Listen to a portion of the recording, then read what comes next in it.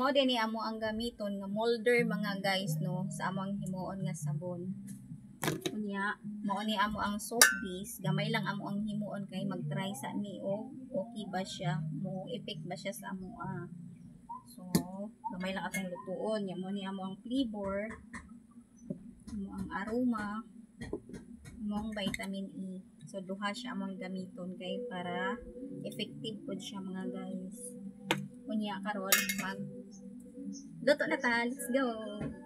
Unya, nag-init mi diri og tubig daan guys. Kinahanglan nga bukal gid kaayo siya. Una nato ini ibutang ang soap base nga sabon atong ibutang diri para matunaw na siya, ma-melted.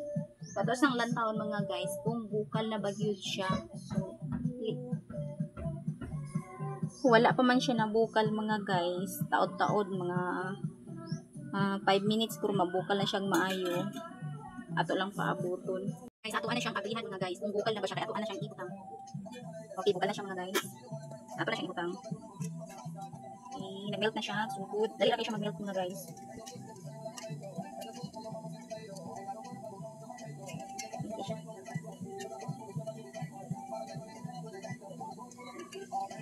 Kinahanglan day ana mga guys nung nga tunaw kaayo siya ang soap base kay para matarong nimo pag kuan mix ang iyang ubang ingredients mga guys no. Pero sa tinuod lang mga guys, mo ni siya ang first time na mo nga paghimo og DIY nga soap sabon nga kanang unsa ni kanang para sa lawas no, body soap kanang panghumot ba nga sabon.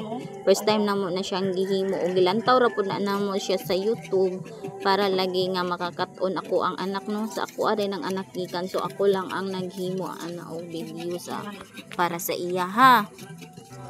Og di ana mga guys, gamay na lay kulang ana para matunaw na.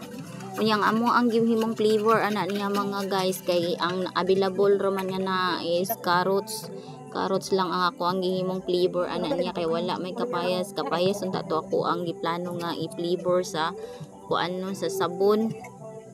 Ug diyan na mga guys no, na melt na di ay nasagol na ang kuan sa ni ang carrot flavor. So gibutang na pud nako ang unsa ni ang vitamin E di ana og ang aroma kay mao manay na hunahunaan na plano sa akong anak no nga na ang iyang ibutang nga aroma is lavender no. Muna ako nang gi-mix di ana mga guys, gi-mix na pero wala na lang pud nako siya kusga pag mix kay magbula man siya no. Motong paghuman ako na siyang gibutang sa molder, ako na lang kung gitapos niya human ako ang gibana-bana kung sa kadaghan na ang kuan sa ni ang sabon nga mahimo di ana nya. Pagkahuman akong butang ana sa molder mga guys, amo pa nang gipataod-taoran aron mabugnaw na siya o kanang iyahang mga burag bubbles gani di ana, amo pa na siyang gipap na siya para mawala na among gitayupan para dili daghan ang unsa ni bubbles